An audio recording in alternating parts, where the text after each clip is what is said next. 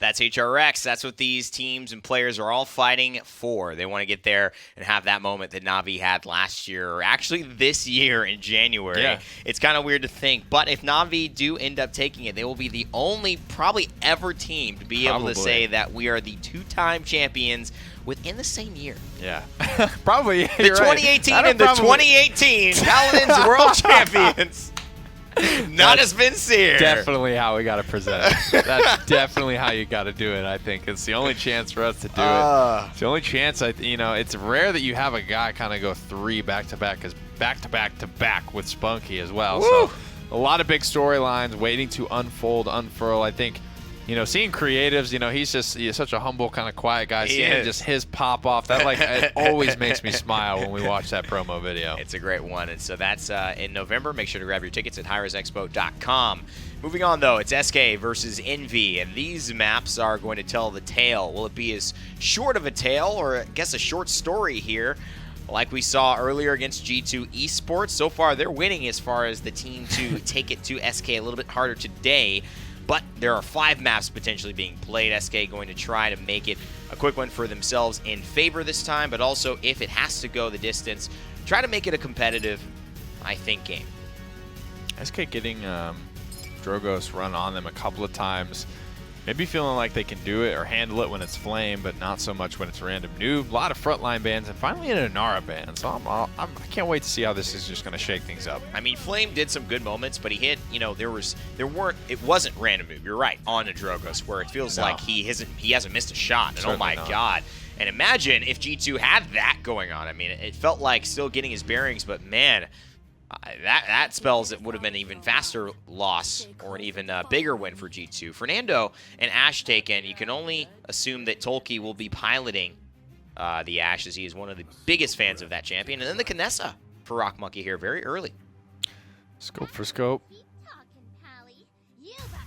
And Evie, how do you feel about that? Payan seems to maybe Just be listening to wanting that to try voice that. line, I was like, I don't recognize that one. She's pretty rare. I mean, he's playing it a good amount today. Yeah, he's trying to get his rhythm. And that's what I was worried about, because that's what gave him such a hard time. Even on Cassie, every time he stepped to him, he just got blown up. I think the benefit is that round 1, you're going to be able to do a little something sneaky.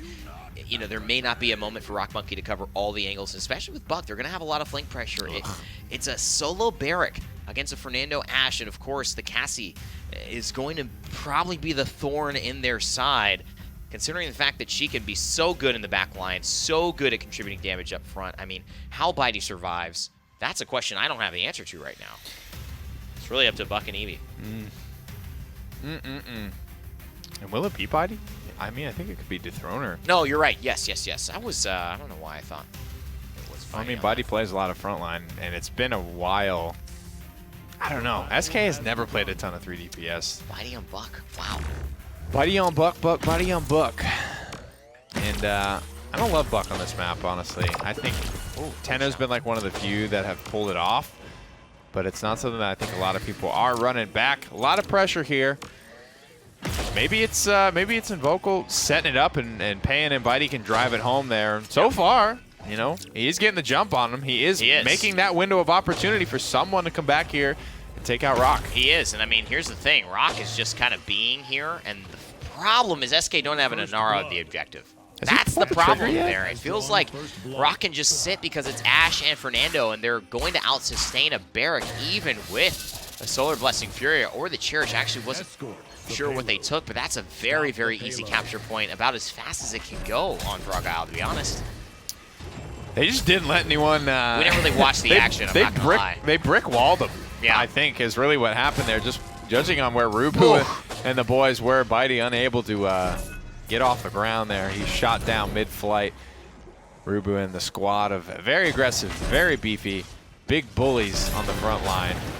With a couple of inbuilt anti-heal things, I mean, it's going to be tough for even Bitey, and the sustain from Eevee's flickering is not going to really be there as much. Right. It's a high execution draft here for SK Gaming. The other thing that's so good about Envy and this draft, I'm going to give them credit for it, because it was a moment, something I mentioned last time we saw this Cassie, but the disengage and the combustible, these are ways to actually counter the Solar Blessing without having the Leon and the Willow. You just knock them out of it.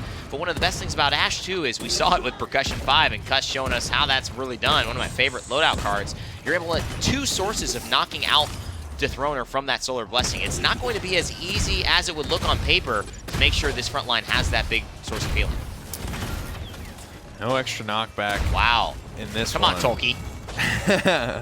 He's gone all in the shoulder bash. Staying alive, baby. Staying alive.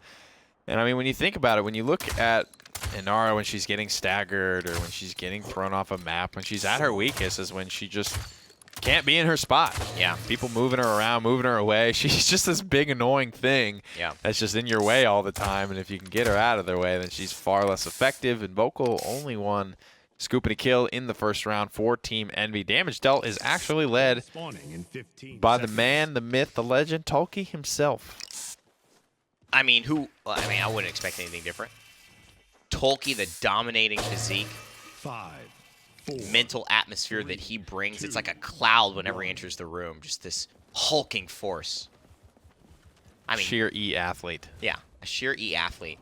One of the nicest guys in gaming, that's for sure. One of the best Ashes, Terminus's specialty frontliner who brings so much to this Envy roster. Right now, though, Payan is in trouble. Oh, the timing on that shoulder bash, what dude. I'm talking about. He knows it perfectly. And you know what? Payan was either going to die to a fireball. Oh, man. He ended up dying a little bit of a cooler way. Tolki here in the back line as well. He's going to get a double, man. 3 kills for Tolki. SK literally collapsing under 1 player. Oh, man. It looked like he just broke the ice block. Like he just didn't care what that ability thought it was going to do there. And now he's going for it again under the dome shield, but random noob ballsy enough to dive under there himself and deal with the Throner. 2-0 start for Team Envy, 66-39 on the objective, looking for the 3-0 start on Frog Isle. It's just a good lineup. It's great players doing things that they know how to do. They know what the intention is. They know how to execute it. And Envy have not slowed down. This has been the fastest possible kind of capture that you would see on a map like Frog Isle. If this game continues with this pace, it will be done in less than 7 minutes. And Envy will take game 1. Payan is just getting obliterated every time he comes up over a line of sight. Bitey getting almost thrown off the map, has to pop all of his cooldowns just to get back to safety, much less try and actually be effective in this fight. Rubu getting dropped low. Mr. Hayes has the line of sight on him to keep him healthy. And you just have to wonder how long this can go for SK without success. You know, I wouldn't be surprised to see Bitey on Moji at this point, or Bitey on Saris, or Bitey on, I mean, you name it. Every champion, every game he's played a different champion, essentially. And what does it say about a guy like Tolki who can time out his shoulder bashes to perfection cross-map, get you double, triple kills on an important pick versus, you know. That's what was crazy about that. That was a far away, man. That was a far shoulder bash to hit. Payan finally takes down Rubu. I think that might be like the first kill for Team Envy. Heading to the back line there. That mid-range shot, that's the tricky one, but that's the one that can get you the buttered biscuits. And I was actually wrong. That was about the 7th kill for SK Gaming when it was all said and done. Payan even here, heading up over the top. Yeah. I just like Envy's lineup a little bit more. Oh, a lot. Just easier. But I do just, I think that SK are a little bit odd here with this choice. You know, we haven't seen it. It's an interesting experiment to go for something like this, that champions that have kind of fallen out of the meta, both of them. Wow, nice dude. shot as well from Tolki, I mean. And then, again, Tolki just taking a champion who's kind of come into the meta in Ashe, who has been gone for a long time, and really just showing his expertise. And Dome Shield dropped over on the base. And the new skin. I'm trying to nail down like what this personality, what this accent is for this Ashe skin. It's like this like rambunctious space cowboy. Yeah, it's Space Cowboy. It's funny. I mean, I love it. I love it. Here comes the Immortal.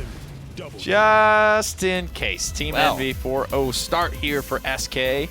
Matching G2's pace. Yeah, that was very fast. So I got to say, G2, watch out. Envy's coming for you here. SK, how long can this conversation be about all the other teams in regards to you? I think they have to answer that question for all of us watching. And I think if you look at the stats here, nothing too surprising. It was a pretty dominating performance. There's nothing to take from that one. And maybe that's the best way to start against a set against a great team.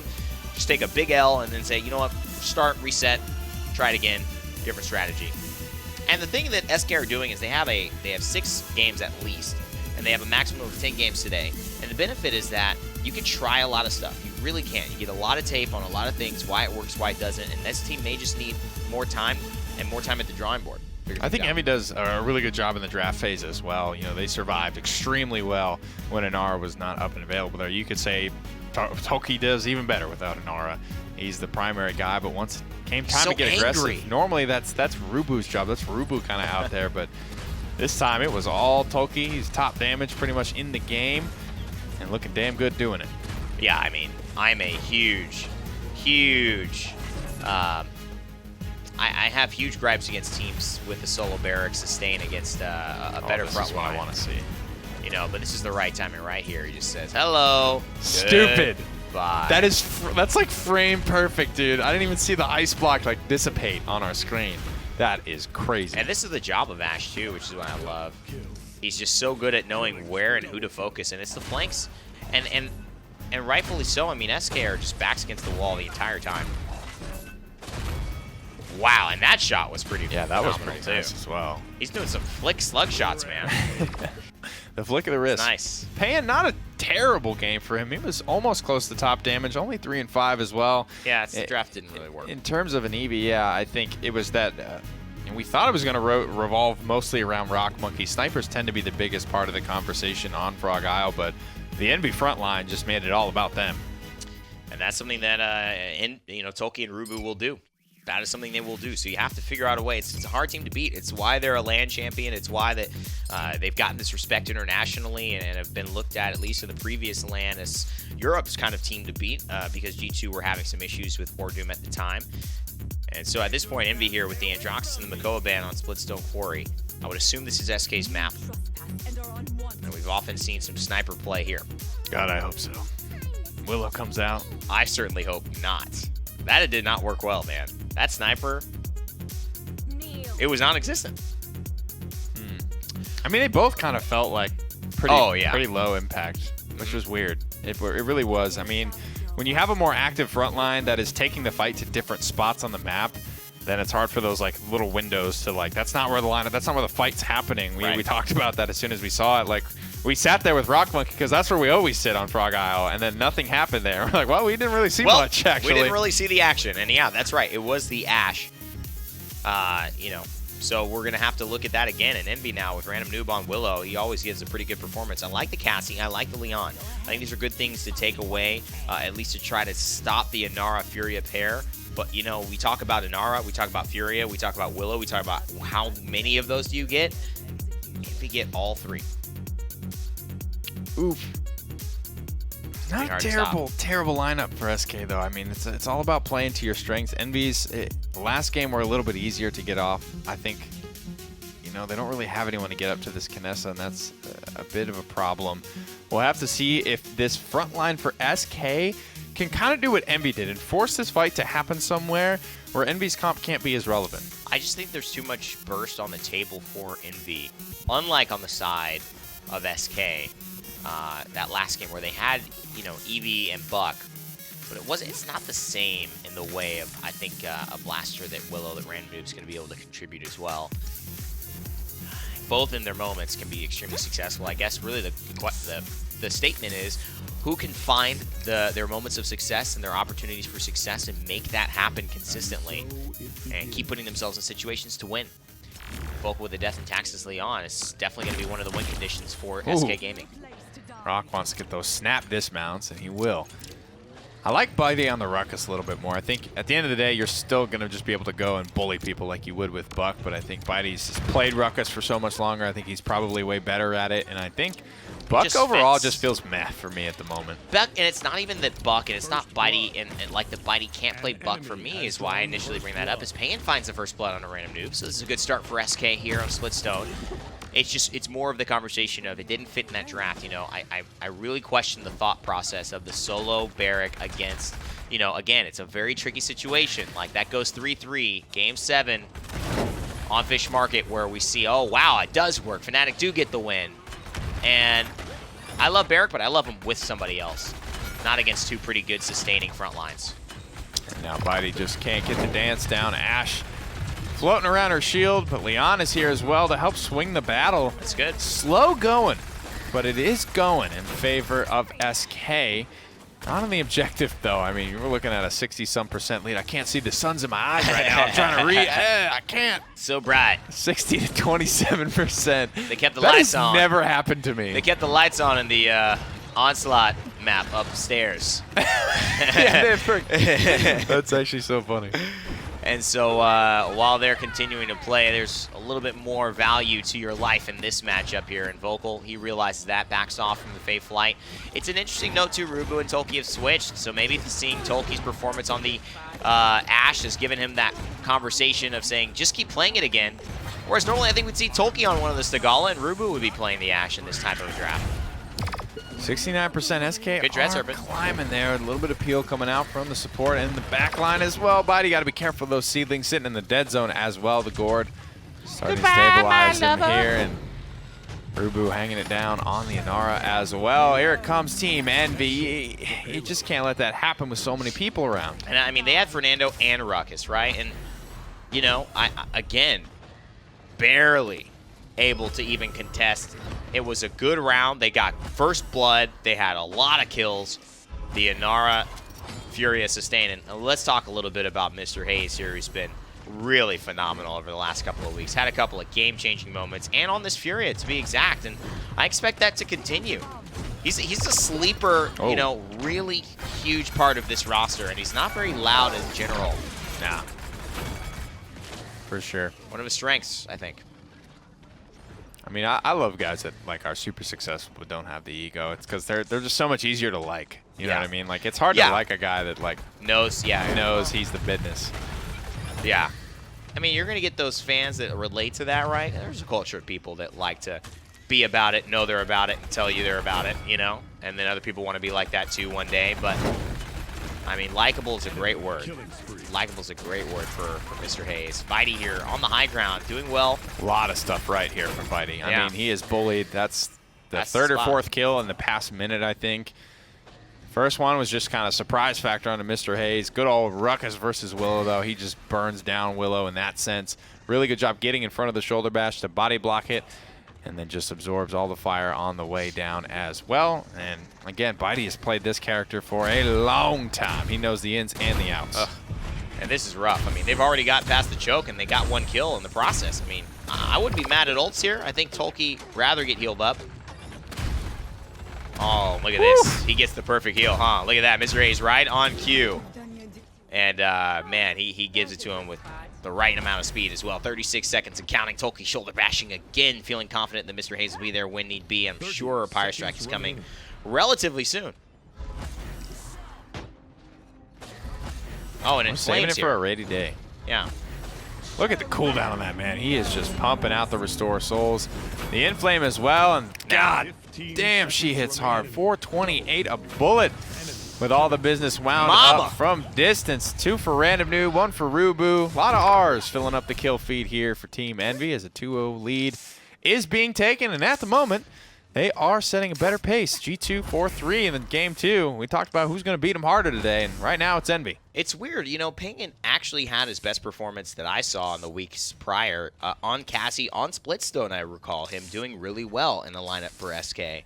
And I recalled the Throner doing really well in that situation also. I think he was playing the Makoa. It might have been their actual first game that we were able to watch them. And, you know, I think that both players have done fine. It really hasn't told the story of anything new. Yeah. Did this happen in week 1, though, against G2? Wasn't like 39-7 is like the number that comes to mind, and they still lost? That was on Ascension Peak. Yeah, it was one of those games, man. And it was. This just happened in game 2 against G2 again. G2 was everyone was negative except Evil Eye, and somehow SK managed to lose. Yeah, and I mean it's one of those rough ones. And look at that, 2 team members staying. I mean, what a nice little combination there, and that was close, Tolki. Flirting with death. Dread Serpent doesn't turn him the right way there. He could have. He could have tried to turn, I guess, counterclockwise or clockwise, and unfortunately run into that after the fear. But no, that's fine. Slug shot. Very, very good at pressuring out. And Tolki seems to be right on cue, giving Rock Monkey plenty of room to operate up top. Pan not going to dare to poke his head out. Ultimate is available. He does poke his head out. Rock a little squirrely on the trigger there. He eats an enlightenment for his troubles. But from full HP, it's not going to do too much to him. There's just not a lot of pressure. Rock has had a chill couple of games, man. He certainly has. And I think, again, it's like, well, you know, you draft 2 flanks. Maybe draft 1 last map, draft 1 this map, and you're able to deal with, you know, you're maybe able to deal with Rock, but also on the objective, Team Envy, 99%. I mean, there's no sweat. I haven't seen Envy really worry about winning the point at all. It's more a matter of, like, when, how long is this going to take. It feels like an inevitability. And I mean, looking at last round, when that payload just kind of squeaks away to Envy, despite pretty much everyone from SK being within like a mobility skills reach of the objective, those are like the little mistakes that I feel like that's how you lose these games, when everyone on your team is positive and kicking ass. Tolkien was literally 0-4 at the end of last round. It's like, and you're still 0-2 in that round. I mean, that's just not doing the right things with the space you're creating, with the kills you're getting, with the time you should be buying. Yeah, that to me, this definitely, it doesn't seem like a skill of mechanical. We've never seen a team have this problem. Right. I feel like. No, I mean, it doesn't feel like mechanical effectiveness is the biggest key for SK. It feels like communication. It feels like draft. It feels like when you do something, who makes the call and who listens and why. They need a coach. I think they need, it's not a coach. I mean, maybe it's another coach, because they, you know, Bitey's a great voice, but it's the ability to allow. They need a coach, not the coach. Yeah, they need there is only one. The self-proclaimed. He's like Fernando, the self-appointed coach. You know, and there's definitely a lot to stew on and to just sit with. I feel like I'm giving a eulogy every time I watch SK Gaming play at this point. It feels slightly depressing. I don't mean to be this way. I think you watch a lot of great players not have success over and over again, and there's no way, if you're being real, to tell the story without being a little disappointed or carrying that, I think, emotion with you. But again, maybe changing the tide is more of just how well Envy are letting this moment, like taking this moment by storm. You know, you could easily let your focus down on a team like SK and how they've been performing, but Envy seemed flawless. Rubu stays alive behind enemy lines as well. Beautiful. I mean, the solar beams, you can tell communication's on point between this front line and this support. The Immortal will just trade out here with the seismic crash. Null and Void. Tolkien comes ripping across the top of the battlefield, though, with the shoulder bash. Barely alive. The end flame enough to keep the boys up and healthy. Lower HP bars for SK Gaming. No ultimates really to bounce back with either. Yeah, my. Here is a Ashe ultimate, and I mean, this could very well just guarantee the push. Tolkien drops to the low ground. There's a lot of people around here. It's a very interesting angle of attack. I think SK have kind of gotten out of sorts trying to chase too many things, and that will do it for that. Looks like it may do it for the push. You've got one knockback here. Wi-Fi, the last man standing. Does he have service? He's going to have to call charter. Nice. I like it. I like it. Down to the bitter end here. Game number 2. Nice. I got that. Awesome stuff here. That's 2. That's 2 in a row now for Team Envy. Making it look easy here. 2 4-0 victories as well. I mean, very, very clean through this set. At this point, do they even drop a point? Yeah, I'm not sure. It doesn't feel that way, that's for sure. Post-game stats still in the same story as they've told in Game 1. Envy dominant. SK. A lot of good damage numbers. A lot of good slash lines. I mean, 6-6, 9-4. It's like something's happening there. Yeah. Something's there with SK. It's just not the thing. Not the thing with the stuff. That's what I'm saying. You're not really looking at players, you know, doing anything different than what they do in a ranked game or anything that shows that, wow, this guy knows how to play Paladins. It's more of just how do you put it together, you know, and Envy are probably one of the best to expose you in either draft, either in communications, either in strats. I talk about a prepared team and talk about a guy like Mr. Hayes who's so consistent in executing that preparation, being a rock, I would say, for his squad, even though he doesn't play the Stigala. Dude, how long was that game? I mean, might have been the fastest Splitstone game we've seen. 125,000 healing in a 10-minute game is stupid. I mean, I normally like to say like 10,000 healing per minute benchmark is a pretty good spot to be at. 125. But I mean, Mr. Hayes absolutely crushing it, and part of that comes down to those. We talked about the solar blessings being so on point from distance. There's definite communication happening between the front line and the support. You know, and it's also the multiple people who would stand in one at the beginning of, I believe, round 2. We saw multiple people. It was Random Noob, and I believe Rubu standing in that Solar Blessing by themselves that were able to just both get their health pulls, and that's a 2-for-1 special right there. Gathering round, you might say. Gathering round, sure. Yeah. Yeah. So that's a pretty strong performance, I think, from Envy. Out the gate, can they continue is more of the question now on everyone's minds. And our votes was absolutely, there's no doubt that we believe Envy will be successful here. They are on the route to something extraordinary, taking, a team that was fourth of the PPL in their first season, adding players from the PGS, which is everybody's dream, and turning that into not only a competitor, a LAN title, and now a first place in the online section. And if November goes well for them, a world champion. That would be one hell of a story for this year. Man. For the year that this team has been together, man, the things they've accomplished. Pretty amazing. I'll never forget Meta Pusher saying, look out for Envy in Season 2. I remember We got big things planned. And big things are being delivered here. Biggest still lies in front of them, though. The biggest event of the year lies in front of all of these teams. We're in Week 3. There's not a ton much more if you're going to make a statement. If you're an SK, if you're a Splice, you don't have a lot of time left to start your iron march towards the top here. SK going hard for some damage champions Triple out the gate. DPS, like what? I mean, I guess, right? I mean, you have Con Fernando, and then you've banned the Inara. It's unfortunate, but I mean, if I see a Barrack here, and you just running Barrack Fury with all these things, I don't know. I see the same issue. The only thing that I think is working there it is. I like the Ashe.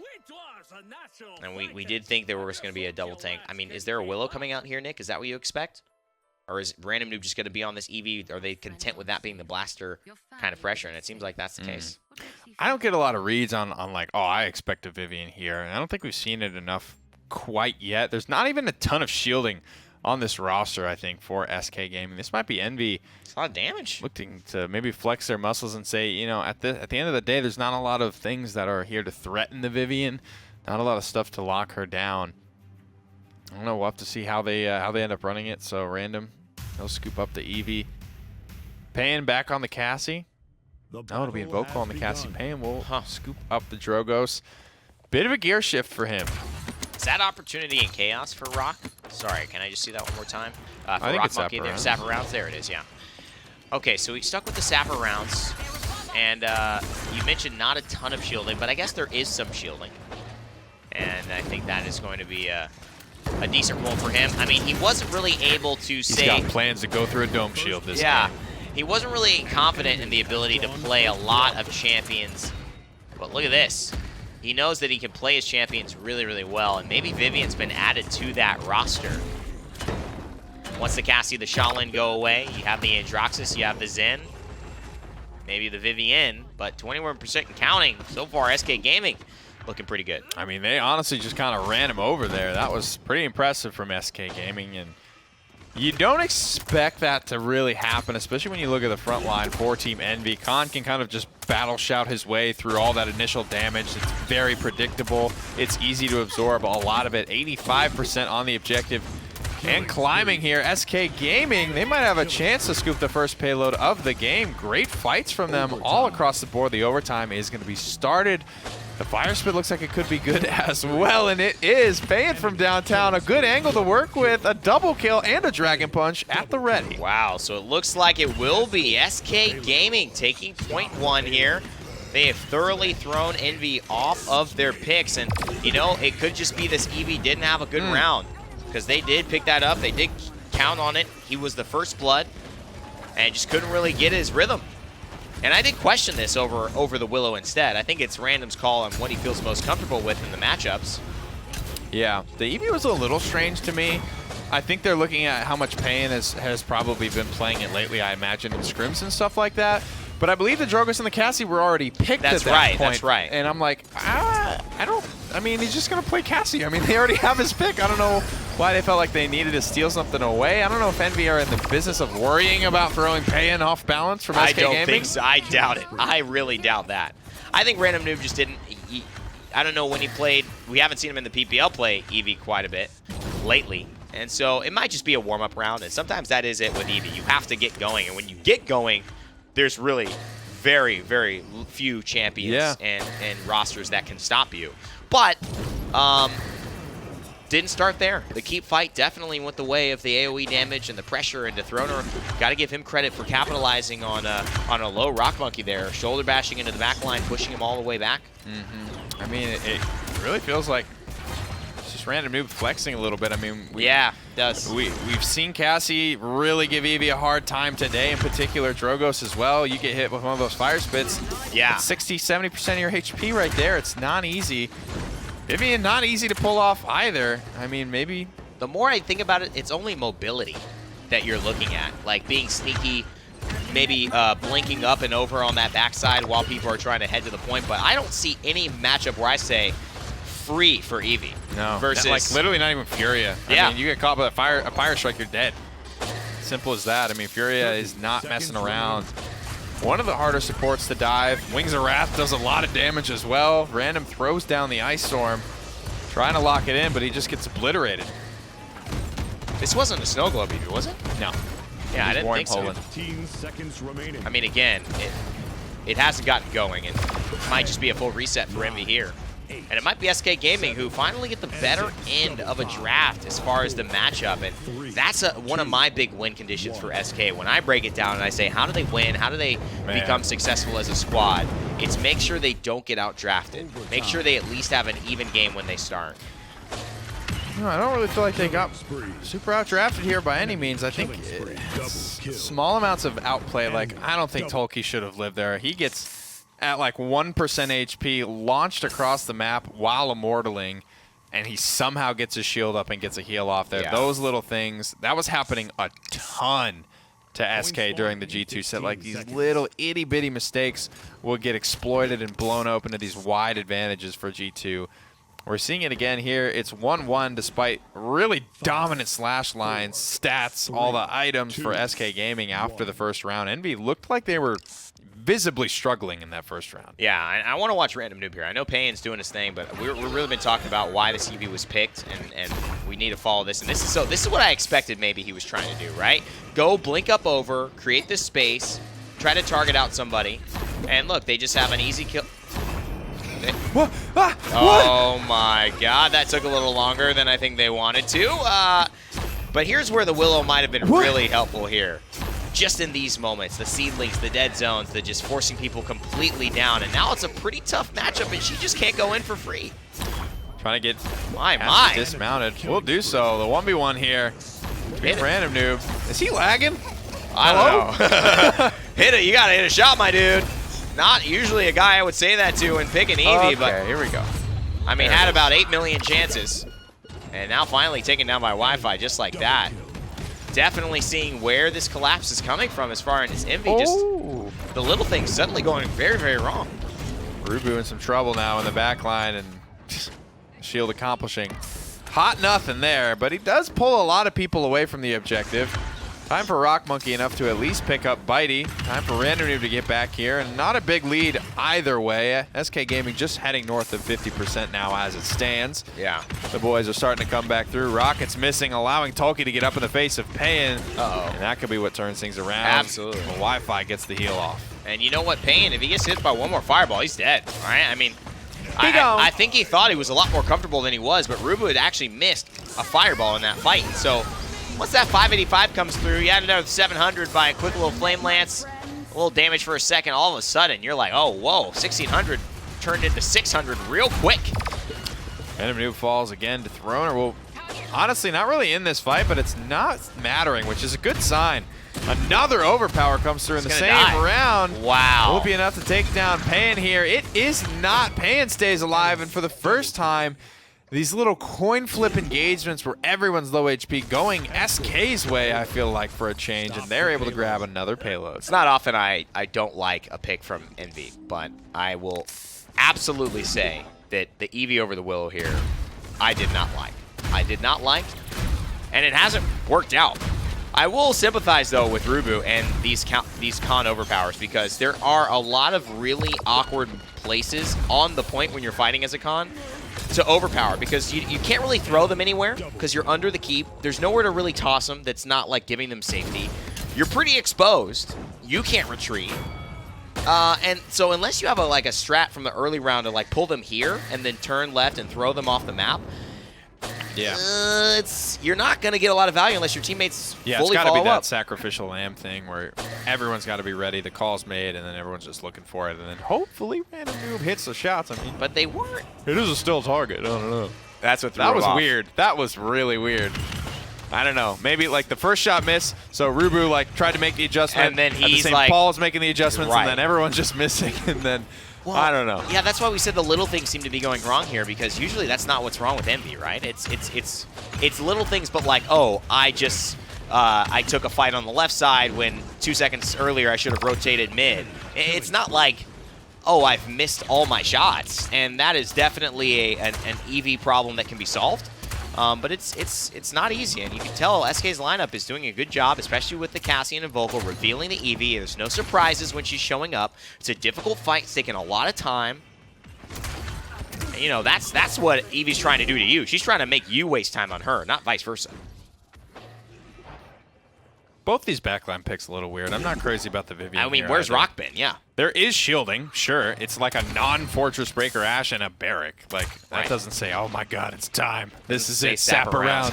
Give me the business. Seconds remaining. Well, let's look at his loadout, too, because I'm curious if Rock is running, like, runic He does have a lot of ammunition. speed. He is running one step ahead. I would assume that. He's zooming. I mean, he's got it at level 2. 15 I seconds mean- remaining. Okay. Is what it is. It's what it is. I mean, it's not going to not help you. 9, 8, God, I hope so. Yeah. 6. What's a loadout card that just doesn't help you? It just doesn't Actually help you. hurts you. Actually hurts you. Man, you seen some of these basic decks, bro? I'm sure don't know. I'm sure they exist somewhere. Yeah, those like CCR cards. I don't know. Even those are useful nowadays. They made those better. They used to be trash. They did. They used to be so bad. Eyes peeled. Ice peeled indeed here. The Sentry drones go out. The Sentinels are out. Rock Monkey is holding left click real good at the moment, but not a lot of targets for him to be spraying at. Random falls, Tolkien falls, a Sentinel's down already, and Envy are seriously on the back foot here. And I like that too. I mean, it's committing to the fact that there's going to be no sustain on this barrack. I mean, that shield went up and it went absolutely down. And I don't mind that school of thought where it's like they only have one shield, so it's not worth it to get zap arounds. But there's another school, you know, it's where it's like they only have one shield, so it's super worth it to get zap arounds. That's the only shield they have, and they'll never be able to use it, right? I like that too. Overtime, still contesting here. Bitey barreling away. They hit a good shot. SK Gaming trying to turn it around. It seems like Tolkien will fall as well. Rubu going down, throws up the con shield, but that should be overpowered by the damage from the Dragon. They are trying to turn this set upside down. Double kill for the coach. And 3-1 for SK Gaming. What I saw there was, yes, that shield obliterated, but then there's no cauterize, and Bitey's just getting healed up. Like, Rock almost can't out DPS the amount of sustain coming through from the backline there. So there's that balance that needs to be, you know, struck. There's really only Rubu in terms of innate anti-heal that's going to be easily confirmable, but, you know, that was a cluster for Team Envy. They had someone dead pretty much the whole time. Anti-heal has been a big part, I think, of this meta, whether it's Leon or Willow. Yeah. And neither available. And Rock Monkey's one hell of a Leon player. I don't know. Yeah, I mean, it's, you know, sometimes it's the way the draft goes, the way the ban goes, 2.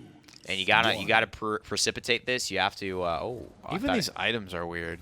Like morale boost Vivian, veteran Maldamba. veteran Dumba. It's weird. Yeah, veteran is weird. I don't mind buying it. You know, getting use of your cards. If you don't use them now and you lose, I mean, you're gonna feel like, man, I could have at least had something, right? Maybe that would have made the difference. And Vocal paying to Throner, I mean, this has been dominant from the beginning. Envy, like, where did you go? Where did you come from?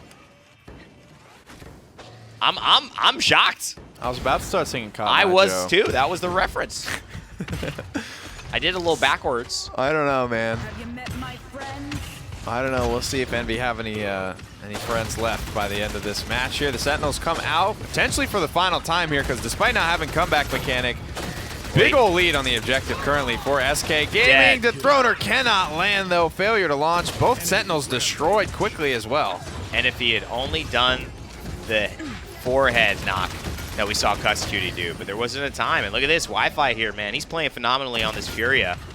You know, pressing E and getting that initial advantage. Some people say, oh, man, super easy. Anybody can do it. But Wi-Fi is keeping his team healthy in these fights. And the Throner is right back in action. Now he's got his ultimate. It's almost worse for Envy to deal with it now because it's overtime, 99% for SK. Indeed it is. They This got is over, man. a little bit left. Chunking their way home. Random Noob falls again. Hayes goes down, and that'll do, Pig. SK Wow. not swept today. G2 get it done in 3 games, but it's going to take Envy more than that unless this is the comeback trail for SK. Do you think? It didn't Gotta look start like somewhere. I mean, I like SK. I like their draft. I like that they incorporate the Ashe instead No of the way. Barrack. No way. I like that, but I feel like Envy just went somewhere else. That did not look like the Envy we're used to seeing. This is a game to watch back. This is a draft to watch back. Make sure this never happens at HRX. This is a really strange turn of events for a set they were dominating. And for no reason, stop dominating. I mean, to be honest, the slash lines look kind of the same as they have for a good part of, not game 1, but like game 2. At this point, it's SK actually maybe doing something with their kills that they've been getting this whole day long and finally actually able to turn that into a tangible lead and now a victory. Well, you know, in Vocal, he's been phenomenal, I think, for SK.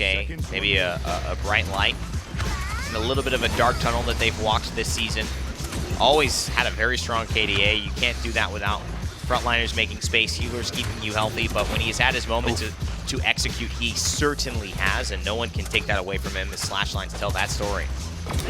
Yeah, Random Noob can't be a 5-12 player, though. He's not a 5-12 player, and No. Envy want to be a championship team.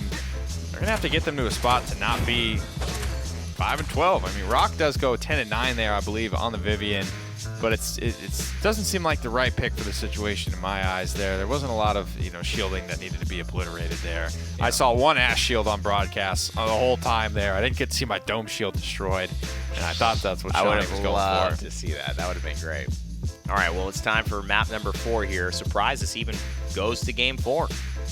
But all credit to SK Gaming for taking advantage of that. Now, they're 1 game away from tying up this set. That's why in soccer they used to say the most dangerous score is 2-0 because you feel like you've got it in the bag, you're super confident, you take your foot off the gas, all of a sudden they score 1 goal and it's like, if they score again, there's still 30 minutes left. If they score again, it's tied. We don't get 3 points, we get 1. You know what I'm saying? That's a big difference. That's a huge deal in your season. And now SK and Envy in a very similar situation. Brightmarsh, not a favorable map to those who don't get the good start either. Solid band so far. Anar goes first for Team Envy. A character that hasn't been a big part in this set because it's finally starting to get banned out. Yeah. I talked a little bit earlier about how I would like to see Anar's damage shielding stat just be how much is mitigated from Earth and Guard. I feel like that maybe will help people start to realize how strong this champion really is. I mean, it's crazy to think, It is pretty crazy. In WoW, every tank is sort of classified. Like some are self-healing, some are just raw mitigation tanks that have pretty low base HP, but they're all classified based on that. So you get a good sense of the relative strength of each and what exactly they do. So that's what Anara doesn't necessarily translate super well in. Maybe why she's so sleeper at the moment. Well, Leon grabbed here at the end. Ashe and Ara seems very comfortable. Cassie Leon seem very comfortable as well for Random Noob and Rock Monkey. The Tyra, I actually really do like this. And I think SK don't outright lose this draft. I think the Tyra helps them to turn the tide. I think Fernando and obviously the Barrack not able to sustain the same way the Inara can. And especially with an Ashe and an assert dominance once you look at ultimates in rounds 2, 3, and 4. But I mean, overall, I think the 25% bonus damage might help to even that up. For sure. As we head to Six Flags. We've That's had what some nice this music little makes me going think in our background here. I like it. Brightmarsh loading up here. Hopefully SK can bring it back. I mean, they have a solid draft here. They've got their Solar Blessing to help try and compete with Anar on the objective. But this looking like a serious Envy draft, man. They got a lot of powerful picks for themselves. And I don't know if they can lose with all of this. Is Tolkien giving us some drama alert here? I mean, he's rocking the sign of House Ico title, and Rock Monkey's playing Leon. Maybe he's like, really, dude? Throwing shade. I wanted to play that. I'm a good Leon. You're not. You suck. It's got to be what it is. I think that was actually a Tolkien quote. I couldn't think of another possible outcome. I don't another possible intent. Same. Bitey gets in, and wow, he gets out. That was fast. Solar Blessing on the ready, and they know. And look at this, Random Noob already like, okay, is there a move to be made? That's a big cooldown, and I think teams are going to start playing around that a little bit more the second they see that beam come out. And look at this, a little bit of a bait as well, and man, Bitey just takes too many steps forward, and Random Noob is relentless. He pushed an Nara. I mean, to his credit, Nara was about 10% there. It was a killable target for sure, but Nara in the early game, it is very, very tough. Oh! Random, playing with fire there. He goes for the windowsill jump just to avoid the seedlings and get himself into a cute little spot. If he falls there, he might die. Dude, window jump up out of there and then roll onto the enemy high ground. If he could Is it a thing? I don't know. Brightmarsh has a lot of like cheeky little stuff. Certainly But that's does. Brightmarsh getting figured out. We talk about Ascension Peak starting to look that way. Like Yep. you're just starting to see stuff people are trying to put in play. Pain actually splits the difference with that dead zone and doesn't get full damage on either target, so both stay alive, although they are anti-heal, and it will allow SK Gaming to get back on this objective. I think MV may be a little bit more awakened here, knowing that we got to play this one carefully, and Rock Monkey goes down to Payin. Yet again, Random Noob takes a big headshot. Now Bitey in full control. Once you get those turrets up, things are looking good, and Payin, man, starting to wake up here. And here's a crossfire as well, and Vocal firing the bullets into the Stigala. And it's 93%, looking like another objective captured for SK Gaming. Overtime started here. SK Gaming. Okay. Coming out of nowhere. They will take the first objective of Brightmarsh as well. A very good draft from Envy, but a solid one from SK that, you know, admittedly doesn't really ring true as like the SK draft. I don't know if they have that draft yet, but they're damn trying to find it. That's what I'm saying. I mean, I like that they keep experimenting, and you look at it, you got 6 games here at least. Now you know you have 7 at least, and you can just try different things. You can get different looks. What worked for us? What enabled us to be successful? And I think Rock Monkey is having a bit of an odd couple of games here. I mean, the Vivian wasn't that impressive. He dies to Payin, I believe, once or twice at least in this last point fight. We're so used to seeing him come out on top, being the one who's having to be dealt with, and now it seems like Payin has really turned the corner here. Maybe starting to hit some strides. Rubu will take him down for the time being, but if you're looking for a time to die on SK Gaming, looking for a real cute little slide there. Looking for a fun night. Jumping off the slide, up on the tree. SK Gaming need to go home, spend their money, actually solidify this lead, and turn it into something. That's been the main theme of this set, was good games, you know, good little fights here and there from SK Gaming, but turning that into points on the scoreboard, turning that into payloads, turning that into push, into overtimes, actual fights being put up here, and that's what's turning around. That's what's starting to come around for SK. Now, the Throner basically just trying to bet damage, and the Solar Blessing, it is missed, and now he's got to rely on the Kindle Souls. And now he's got no one to rely on as Rubu's in the back line. So everything the Throner was trying to do, Rubu just kind of did it. And Tolkien did a great job of every time Fernando showed up, shoulder bashing him back, saying, you're going to fight, you're going to hesitate, I'm going to fully engage onto you, and you have to commit with your team, and it doesn't seem like your communication is there. Just waiting now for the potential take back. Last chance to dance here for SK. Only 30 seconds on the clock. Only one ultimate as well. Crossfire's a tough one. Everyone huddled under the Solar Blessing, trying to make it work. But honestly, kind of struggling to get this this front line established. The Throner, low HP, shield up. Bitey's shield cooldown is down as well. The last 10 seconds. 7, 6. It's going to be an overtime, I imagine. I mean, there is people That was available. nice. Rock is the first to die right before overtime as well, opening the door for SK. It's a certain door open, and if I'm in Vocal, I might even just go to the back and try to find Mr. Hayes, maybe Rock. I know they're playing safe, but it just gives Rock a little bit of leeway to move. And that's a beautiful Pyre Strike that not only stuns Rubu, it actually heals Bitey, and so now Random Noob finding Payin. They made this a little bit more difficult on the defense, I would imagine, but it still looks like it's going to hold here for Envy. Bitey's dancing under the Solar Blessing, but it's just out of reach of the payload, actually. So I think the big thing there, SK go towards that overtime, not exactly into it, but pretty much with just Crossfire up. Now they have everything available. That's the big key there. They've actually got some resources to play around with. Fights look very different in round 2, especially when there's this many, 9 ultimates. And to be fair, like all the game-changing ones are available. The only one that's not is Scout, right? That's not going to do too much for anyone. 0-6 across the front line of SK Gaming here. Items in favor of SK. Obviously, they capture the payload, but NB are in a good enough spot to where they are not out of this in terms of the economy. This is, if I'm watching this from Europe, I'm watching this from North America, I'm kind of mad at the way that this Envy SK game is going here. Because I can't really point out what they're doing wrong. It feels like just, it's like, what do you take advantage of? Oh, they showed their weakness, but really where? I mean, they got a good draft. It just feels like something shifted a little bit. Maybe Rock Monkey's having an off day, or at least off couple of games, has to get back into the swing of things. It's hard to just say what I can now replicate, right? What's my repro for making Envy feel this uncomfortable? And it's not really clear. But what is clear is SK have taken advantage of the moment and now have full control of the objective. Random Noob straight up wins that inflamed 1v1 with Payan. Payan is... Doesn't give you more defense. No, certainly not. Just moving faster and faster towards his own death. Rubu flank Nara, I like countering it. it out. The stun is there, but Payan is there as well to try and get that counter aggression rolling. There it is, another mark going out. Nice. So much bonus damage at the end of the day for this SK roster. Oh, Ooh. beautiful shot there from Payan. Up top, hits the dead zone as well. He can snowball this whole fight. That's one. He found the other. If he gets Mr. Hayes here, that would be phenomenal. Mr. Hayes, you know he had the stun ready through the window, but he cannot find him. He will find Payan eventually with the gourd, and that's MV. I think you dive Hayes there if you're Payan, man. That's what I'm saying. He He's just half goes up health. and down. Not only do you get yourself out of harm's way, you're actually headed towards a target, and then you make Tolkien make a decision. Do I go save my support and get off this objective and stop capturing here? Now Envy with a 99% lead over the 57% captured for SK currently.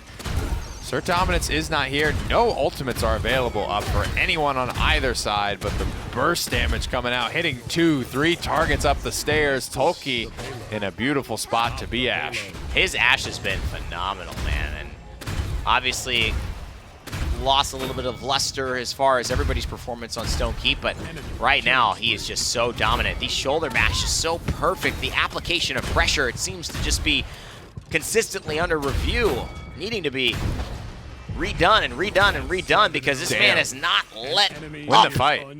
Win the fight, why don't you? Yeah, tell me how you really feel. Holy crap, Tolkien on Ash today, man. It's been special.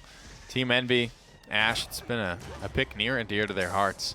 But wasn't it Rubu last split that was. literally like 1v5'd on Ash? Well, Rubu is a very big Ash player as well, and so Tolkien and Rubu both kind of have similar god pulls in this regard. Rubu would take the Fernando over Tolkien, although Tolkien can play it.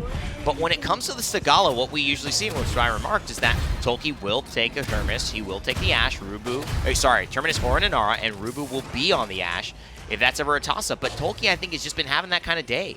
And they actually really, I think, just are going with the cheese, Nick. I've said it a lot today. They're going with the flow. Tolkien's killing it. Keep killing it, buddy.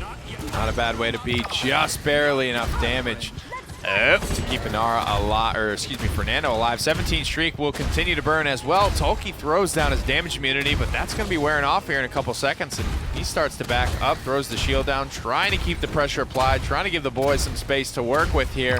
They're running out of HP, running out of time, and the time finally ticks out as Payan takes him down. At 53 per second still, Nick, and they're already 95% of the way pushed. Things looking good for Team Envy here. SK Gaming trying to hold back yet again. Random Noob getting a little bit of flame, taste of the fire, but he's not shy of the heat. 6 streak for him. Solar Blessing keeping Fernando nice and healthy there as well. Inara comes through. Damage from the Stone Spear starting to hurt. Throws the shield up as well. Payan finds Rubu, and there's another one. Rock Monkey, though, has caught the Throner off guard.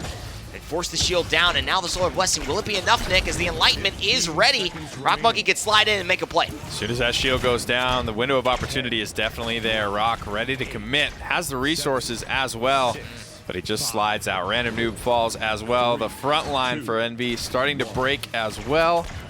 There's a dead zone in between Rock Monkey and his Inara. SK Gaming hold the defense and tie up the score. And what a statement SK are making here to the league, to us, to viewers, that we will not go out without a quiet fight. We will not go down quietly. And Payan has definitely been the biggest impact damage-wise, but Vocal's piloted the Tyra very well. It's made the right decisions. I like the crossfire call. It resulted in Rubu's death. Now Point it's spawning. kind of 15 funny. seconds. You know, Payan's that guy that's like barely positive, but kind of carrying the game now for SK, and the Envy are the ones with the really nice looking slash lines that aren't running the field. 5, 4, That's really been the theme of today. I mean, G2 have done it to SK. Now, Envy did it to SK. SK's doing it to Envy. Everyone finding a way to win outside of getting kills. Before this round, Rock was 2 and 3. Now he's 6 and 4, so 4-1 round for him. And that's his usual KDA. We remarked on it in Vegas all the time. Rock is basically killing 4 people for every time he dies. And when that happens, that's what makes Envy so deadly. Alongside everyone else working like a well-oiled machine, fights around the Cove of Bright Marsh. But no full commits yet. Random Noob is the one who gets to the Fury, hits her with the impulse, and now he's going to try and dodge away. Rock Monkey as well the Enlightenment, Nick, but I don't know who it finds. Oh, Random Noob does get spotted out before it's all said and done. Immortal comes through as well to save Pan's life, but will it? It will. It's like the body is going to be enough to spread out Tolkien, keep him away Nice. from the lovely Miss Willow that has been carrying the game for SK currently. No more kills coming through. Tolkien's going to slam down the banister. Try and keep this one in favor of black and blue. And I like this as well. He's standing slightly outside, but now waiting for them. Aldabla heals. Notice that they didn't show up until he needed them. Mr. Hayes trying to min-max the situation because it is getting a little bit tight here with a 2-2 score line. Next person to capture this objective, next team will actually be able to push and win the game. 45% for SK.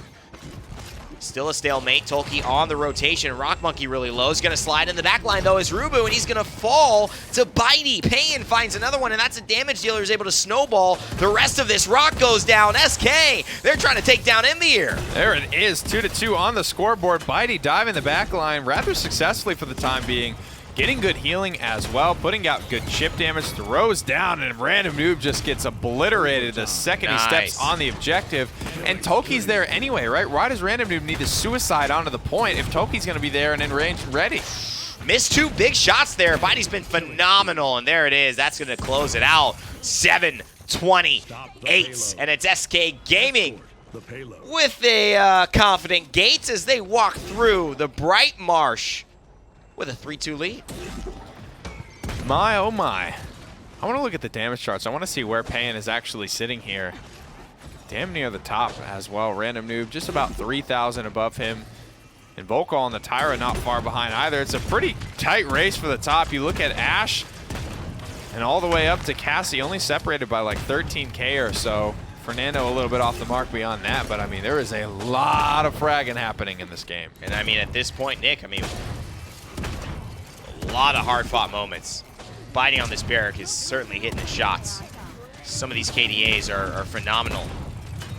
And not all of them are on the side of Team Envy. I think Bitey's actually having himself a hell of a game. Don't shoot at the ready. 37 now. Immortal pops fairly early. Counter ulted out. Ash will match damage immunity for damage immunity. Bitey just keeps sneaking his way to the back line and chunking down people who are trying to retreat out. This cannot be allowed to continue. And he stays on the high ground. He almost dropped below the stairs, Nick. It's 1:18, and I think Random Noob taking down Wi-Fi here. What? I don't know. Oh, I don't know. That had to be a miscommunication. Wi-Fi goes down well before that. And so I was going to say that there's no way this push will continue now, but that's a big cooldown used by Bitey. The Gnome Shield now, 10%. Had he stayed alive, or had his team still been alive in the back line, maybe. Undoubtedly. Had the payload been close enough to where Inara needed to stay under that Dome Shield and take the flame damage just to stay contested, maybe, but I mean, you kind of saw it right there. It was just very quiet. Bitey sort of turned around and no one was there, and and that was that. Sometimes you miss. Sometimes it's just a misfire. And on a different page, SK for the first time today, it seems. But right now, they seem like they know what they want to do. They want to kill Tolkien. 600, now 1,300 health. He's getting healed up by Mr. Hayes. Envy under the gun, literally and metaphorically here. Bitey with the rocket boost just going to the right side. They will be able to tick over overtime, but can they do it with all 5 alive? 5 seconds on the clock. Now the gourd goes down. Seedlings are out as well. Payload close, but not so close that Envy are sweating too much about it. Solar Blessing goes out. Not sure if it even really connected with anyone at that stage. There's ultimates on either side, ones that I'm not sure either team is super excited about committing or needing to on the defense or the offense.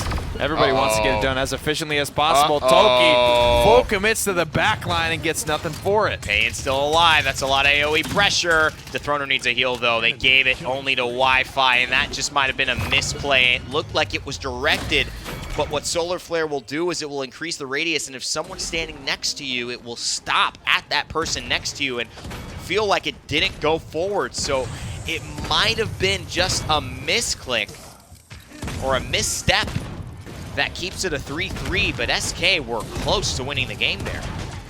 You'll see that. I mean, we saw it once earlier in that round as well. There was a Solar Blessing going out that was meant for Bitey, right as Invocal kind of, he just like strafed into it and stopped it too early, and that's something that'll happen. That's something that, you know, that's a skill cap with that talent. It's incredibly impactful, but you see it miss from time to time. It's not a low cooldown either, so it's a big part, I think, of the team fight here, getting those where they need to be. 6-6 and 12, and Vocal's evened out. Payan has stayed positive. The front line as well starting to recover as well for SK Gaming. It's a 17-minute game, 3-3 on Brightmarsh. MB with a strong draft, SK with what is turning out to be a pretty strong draft for them as well. That's a good Solar Blessing as well. Looking to find 2 targets, and Tolki already finds Invocal here and just goes to the Assert Dominance to help create the space and make this even more of a problem. That one works. And there it is. It's the Inflame, and they know she's vulnerable. She dies. Oh, Wi-Fi commits the ultimate there and tries to get out alive, but it's not enough. He cannot do it. And Team Envy take advantage of the moment of weakness from SK Gaming. And now with 60% counting, all they have to do is zone, and this game is theirs. The set is theirs. Look at this. They're not zoning at all. They're a little bit afraid to lose this. This has gotten way closer than I think anyone. Did that wall just win the game? No, it didn't. Bitey just barely able to squeak around the wall. I think a better Inara wall there, if it was airtight, that would have won the game. Look at that. They know where they are too. Rock Monkey. They're going to push him, but do they know the Enlightenment is ready? Bitey throws the shield. He gets poked back. Now 36% and counting. SK Gaming in control. Mr. Hayes on a 2 streak. Looking to keep that to 5, 6, or 7, because if he goes down, it is problems galore for Team Envy. They're trying to isolate Dethroner. He shrugs it off. He is insurmountable, and oh, he gets the Solar Blessing as well. 78% for Envy, for SK Gaming, and now Envy trying to take control, but Rubu is there. Can anyone get back? Another wall goes up. Bitey just obliterated. Rock Monkey ready to slide in, drop this Enlightenment on anyone in Vocal. Misses the critical shot. Wi-Fi takes him down, but the kill feed still so heavily in favor of Team Envy. Wi-Fi gets stunned out by, I believe, Mr. Hayes. Disengaged up into the air, and Envy put their foot down and take this set in a much more difficult fashion than I think we expected. And it looked like Wi-Fi at that moment. Dethroner knew he had to touch the point. Wi-Fi threw the Solar Blessing to where Dethroner was, and it was just 2 ships in the night that didn't connect. If he has a full life bar there, that could be a different story. Could be. Oh, man, SK Gaming really almost turned it around. Get me excited. I think get all of us excited. MB, I don't know what happened there, but I definitely know that SK Gaming have found a little bit of rhythm. They can carry this into the remaining weeks of the PPL. I think they'll feel good. 3 players above 100,000 damage as well. 261k healing for Wi-Fi. Mr. Hayes just barely ahead of him, and with Inara on his squad as well. You got to give a lot of credit to Wi-Fi there for being able to keep up. Payan with a big moment as well.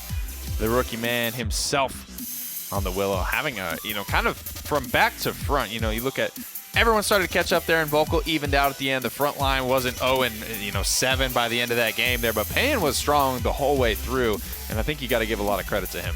Well, Team Envy, they take the match, and they will take the set. This best of 5 will end in 4 games.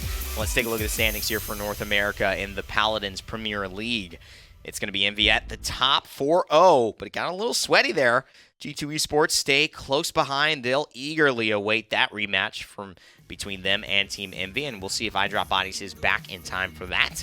Splice and Renegades each with a win apiece, and of course SK Gaming is 0-5 thus far, but a valiant effort and a game 1 against the best team in North America. You've got to, I think, take solace in that fact. It's going to be a good rest of the week, too. A little Virtus Pro doubleheader followed by a Splice doubleheader on Friday. A lot of good matchups still ready to rock and roll in this week.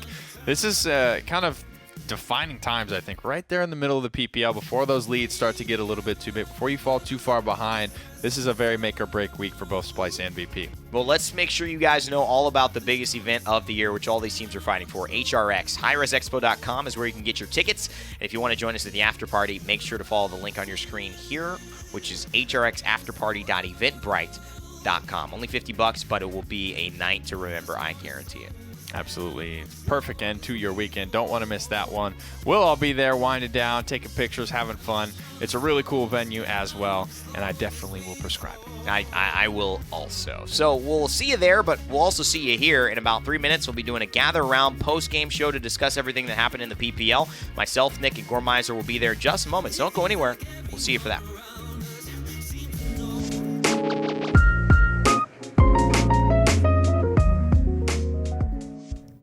Hello and welcome to the post-PPL gather round. My name is Gormizer, and joining me here at the round table is going to be Rain Day and Pretty Hair. And today ended up being a little bit more interesting than I thought it was going to be towards the end of the day. Soylently. Soylently. You did just say the post-PPL gather round, which would be the PPPL gather round show, which is great. The and I PPPL? think Thanks for marketing clearing that up. should work Get on on that. Yeah. for the PPPL That's catchy. logo. It can be Androxus instead of like standing there menacing. He could be sleeping on a pillow. How do we make this campaign work? Just add another P. 3 more Ps. Triple the amount of Ps in there. People Eventually, won't forget it. When do we get to take it so it's just a P with an exponent next to it? It'd be like P3L, I like that idea even better. you the go. next level logo. We'll get all the mathematicians. We had some interesting games today, and we'll get into, I guess, the end of it towards, well, the end of the show. Yeah. But going back, the one that actually caught my mind very early on was in a couple of games. Game number 2 against G2. SK, they're able to pick up Khan. They're able to pick up Anar. They're able to get Furia, which I would say is hands down one of the best cores you could get for your team in pretty much any draft. And they still lose. Is that something that we would have expected from this? I mean, like, they look close on Serpent Beach, but it just seemed like they were always 2 steps behind where G2 were. There was a lot of those hyper close moments, like that moment with Doseps where he gets away with like 700, gets the Dread Serpent, gets that mat. Like, it's those massive plays. That's what overcomes it, I think, at the end of the day in the draft, as well as Evil Eye having a pretty pop-off performance. He absolutely handled Payan on the EV. He was handling a lot of people down the stretch as well. And then once the momentum started to roll there, once it didn't have to be, you know, these splitting hair moments for G2 to come out on top of these fights, then the game just kind of became easier for them. Yeah, I mean, they had the Drogos too, which was a large component of making the Inara feel susceptible, if that's even a possibility. And I think that overall, it was less about anything, just more of the G2 factor. I mean, we might have seen an SK that was truly transformed. Like, the way that they performed with Envy might have been truly where they are if you stack them up against Renegades or Splice in that set. But G2 have always, it doesn't matter what they pick. The sprays, they have their number, you know? Yeah. So that's also a factor that I think matters just as much. Yeah, I'm going to be skipping around, but I think just to go off of your point that if SK was playing the way they did in those last 2 games, in the first 5, it would have been different. And that's literally what I wrote down was, where was this SK in the first 5 games? Like, it looks like they are not playing at the same level. Like, a switch flipped, and all of a sudden they recognize that, wait a minute, we're a team in the PPL. A flip happened in that set, and it happened against Envy, and it happened for SK. Yeah. And maybe that dynamic shifted the power enough to give SK 1, maybe 2 wins. It could have been. It felt so weird, man. This EV pick on Stone Keep felt off to me, and then it also felt like Envy just weren't hitting some of their shots. Someone tweeted me and said that might have been a con bug, but there were multiple moments where he just didn't finish off shots you'd normally see random noob when he's clinical hit. Well, on the topic of not hitting shots, whenever it's like, what is happening? What is, like, when you can't really see it, a lot of times that's what I attribute it to, is sometimes it's just that simple. Is somebody hit some more shots than somebody else, and we just didn't catch it on camera or something like that, and it's not some massive mistake. It's not a missed ultimate. It's not anything crazy that defined the team fight, but it's a shooter at the end of the day. Sometimes people are just better at hitting shots on that day. Yeah. Now, that being said, I think there was also that moment where we were talking about how this is just a problem no one's ever had before with SK, where you're having like great fights, you're killing it, you're beating them more often than they are beating you, but you're still losing the game overall, which was a very weird problem. That's hard to overcome. I can't say I have the catch-all answer for how to solve it because I've never seen it before. You know, the other thing that, sorry, but Rock Monkey played Kinessa 2 games in a row and was barely like doing anything, right? I mean, we said it was an easy game. Maybe when he starts to actually take a different champion, he is having a rough day. We just can't tell because he's on the Kinessa and he's doing the role of the sniper. It might have just been an off day for Rock, and he just wasn't there all the way. And we actually got to see Kinessa a few times. Evil Eye got to run it a little earlier. Yeah. And it looks phenomenal when G2 run it. Of course, they run it on the map. I dubbed it as the guilty pleasure where Fish Market is because they like to go there. At least it feels like they like to go there. But it's not one that I think is going to be picked up often. So SK driving the set there, and then you get that performance on Kinessa, and it looks dominating. But then, again, when Rock Monkey is able to pull it out, it didn't look quite the same because, like you said, it just wasn't having the same impact. It wasn't being able to push SK, I think, to the brink that we normally see it. In many ways, it was covered. It was not needed because Tolkien's Ash was doing so much. He shows up in these little moments, but it's not like he needed to for them to win the game. It was almost like, would you like to hit a free headshot? Would you like to hit a headhunter on 2 people who aren't really looking at you right now? Sounds good to me. And so I think that was a lot of the contribution. And clearly some warm-up was needed. We talked about as well as how Kinessa normally played on Frog Isle versus how that Frog Isle played out. It wasn't a conventional game. It was a lot of the action happening over on the danger sort of stair side as well as just deep in the SK backline. You saw where Evil Eye was on that Fish Market, and obviously they're not the same 2 maps, but he was diving. He was like, you know, we talked about, he broke some ankles there as well. Like he was going one way, and then he literally just hard transported 180, and then Andro and Fury are just like over here looking for this Kinessa that's not there. So he was finding a way to stay involved, I think, on the sniper, and that was a big part of his success today.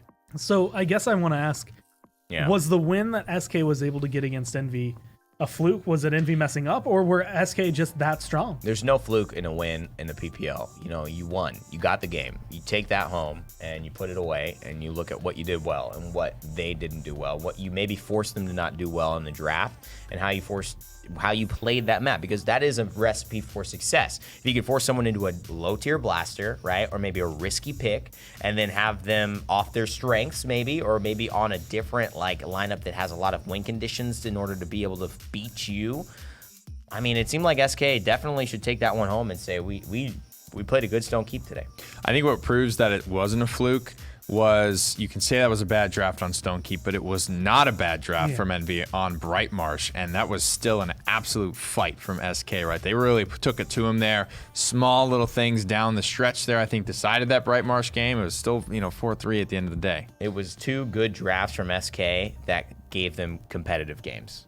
Frog Isle was a weird draft. And absolutely, Buck Eevee, you could say they had a bad draft. So you could say that SK need to just get good drafts, and that's where I've been with SK. You got to put yourself in a position to win. You're not even in the ring by the time the fight starts. So you got to put yourself in a position. If you do, you can make it happen. And that actually is probably the best question, honestly, to close it out, but really to just leave thoughts on for SK after today. What can they do? Like, they have a bunch of really good players, but the team does not do well. How can they improve themselves to the point where it's not, oh man, this is going to be a 3-0 for X team that's facing SK, and we can finally look at them as a team that is not only contending, but could topple teams like Envy? I think you watch the Serpent Beach game with G2, watch the Splitstone game, definitely watch the Splitstone game against Envy, and then watch Bright Marsh and be like, all right, these were all games where we were sort of doing well, winning fights, getting kills, except on this Bright Marsh map, we were actually turning that into something. We were turning that into payloads, points on the scoreboard, tangible leads in game. Right. Where are the differences here for us? And the specifics they'll have to nail down. I don't know what those are exactly, but that was the overarching general differences I saw. And I'll point you in a direction. I think it was the draft, and I think you should try to hit that if you're SK, because they had a Kinessa and they didn't have a way to deal with it, but they drafted too many ways to deal with it on Frog Isle, and then didn't have any sustain for the objective to help offset it. Once they had two front lines, they started to look a lot better. And that's what Envy have been dominant at. So they'd be Fnatic at an Envy. It's not a surprise that if you can sustain on the objective and have chances to make mistakes, you'll be fine. But if you can only make one mistake and then Envy can punish you and then just win 100-0, that's how we see those first couple games go. I think it's nice to know, at least for me, that seeing SK from week one, where we're like, okay, there's performance issues. It's obviously like there's mistakes being made. Those are getting cleaned up. There's still some mistakes being made, but it's nowhere near as much and a lot of it has fallen down to the draft. So I think that's definitely big strides for them once they can lock that down, which is honestly probably one of the hardest things to do. I think that is going to start locking them some wins, potentially against Renegades and Splice. I think those are the easier targets right now. But if you can take Envy to game 4, almost to game 5, that is not something to scoff at. And at the end of the day, the standings still look the same, but I think they have something to pride themselves on. It's like the Splice G2 set. Like, you lost, but you have a lot to hold your head up high about. Yeah. Yeah, and I think even though they did lose, everyone was sort of just talking about Splice after that matchup in particular. Right. And I think a little bit can be said about that today. Obviously, it wasn't the game 5, but there was something there for SK today, and that's more than we gave them credit for. Yeah. Well, I'm excited to see what they can do in the future. I think it's going to be interesting. But tomorrow is going to be a European day once again. I think it's actually Virtus Pro with a doubleheader. I think it's against Navi, one against Mouse.